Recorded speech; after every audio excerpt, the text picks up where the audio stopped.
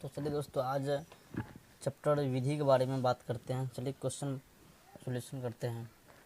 लिखा हुआ है, यदि लोलक घड़ी की लंबाई 4 गुना हो जाए तो उसके आवर्तकाल पर क्या प्रभाव पड़ेगा।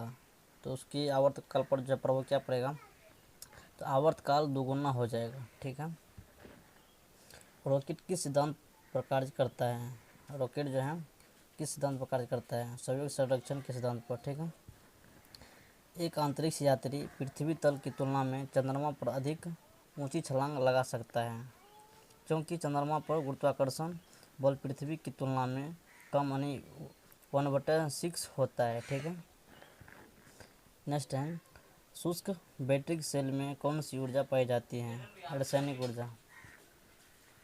बोलोमीटर का प्रयोग किसे मापने के लिए किया जाता है। तो बोलोमीटर का प्रयोग जो है क्या चीज़ मापने के लिए किया जाता है, उसमें विकिरण तापमान। ठीक है। नेक्स्ट है, 20 हर्ट्ज से कम और 20,000 हर्ट्ज से अधिक आवृत्ति की ध्वनि को मनुष्य द्वारा सुना नहीं जा सकता है। ठीक है। नेक्स्ट है, जल का हिमांक कितना होता है। जल का हिमांक जो है 0 डिग्री सेल्सियस होता है।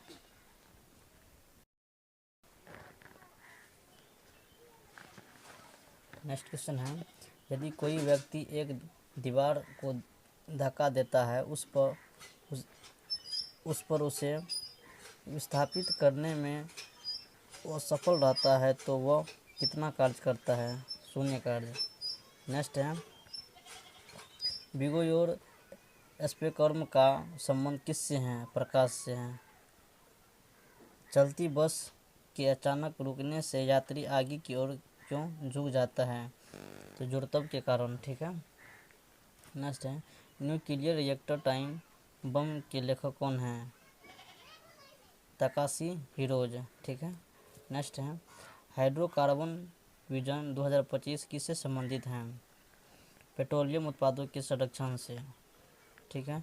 यदि कोई सूचना टेलीफोन द्वारा डायल करके और नियंत्रित टेलीविज़न स्क्रीन पर देखी पढ़ी जा सके तो उस विधि को टेलीफैक्स कहा जाता है। ठीक है।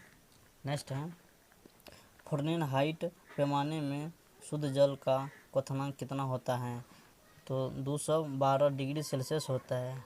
ठीक है। नेक्स्ट है, थर्मोकपल थर्मामीटर किस सिद्धांत पर कार्य करता है। सी ब्रेक प्रभाव पर कार्य करता है। नेक्स्ट है, प्लास्टिक का गलनांक कितना होता है। प्लास्टिक का गलनांक जो होता है 47 डिग्री सेल्सियस होता है। ठीक है। नेक्स्ट है, परमाणु रिएक्टर में न्यूट्रॉनों के मंदन नियंत्रण हेतु भारी जल ट्यूटोरियम ऑक्साइड D2O व ग्रेफाइट का उपयोग किया जाता है। ठीक है। इसके बाद है, नेक्स्ट क्वेश्चन है, अत्यधिक शीत ऋतु में पहाड़ों पर पानी की पाइपलाइन क्यों फट जाती है।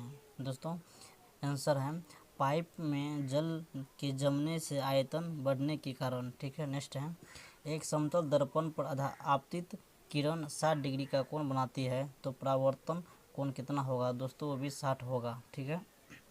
इलेक्ट्रॉन को उनकी कक्षा में बांधने रखने वाले बल को क्या कहते हैं, तो विद्युत चुम्बकीय बल कहते हैं। ठीक है। नेक्स्ट है, कलाई घड़ी प्रदर्शन युक्तियों तथा पॉकेट कैलकुलेटर में द्रव क्रिस्टल का प्रयोग किया जाता है। ठीक है। नेक्स्ट है, जो पदार्थ विद्युत धारा को प्रभावित नहीं होने देते हैं वे क्या कहलाते हैं, विद्युत रोधी कहलाते हैं। ठीक है। नेक्स्ट है, किसी पदार्थ में सापेक्ष विद्युतशीलता सदैव कितनी होती हैं, तो 1 होती है। ठीक है। नेक्स्ट है, किसी कांच की छड़ को रेशम से रगड़ा जाता है तो छड़ पर कौन सा आवेश उत्पन्न होता है, तो दोस्तों इसका जो है धन आवेश उत्पन्न होता है। ठीक है। नेक्स्ट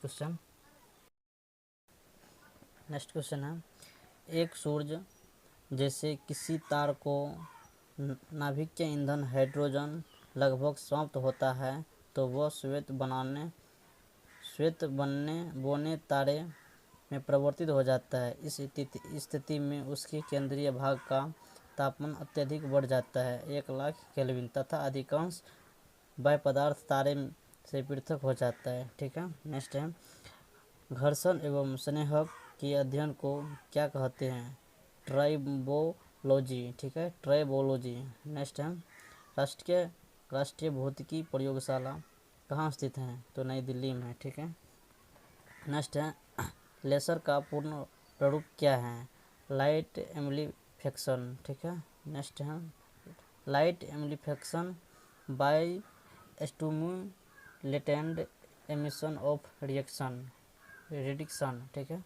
नेक्स्ट है विश्व की सबसे ऊंची पर स्थित दूरबीन वेधशाला कहाँ स्थित है? अटाकामा में। ठीक है। चंद्रा एक्स-रे वेधशाला का नाम किस वैज्ञानिक के सम्मान रखा गया है?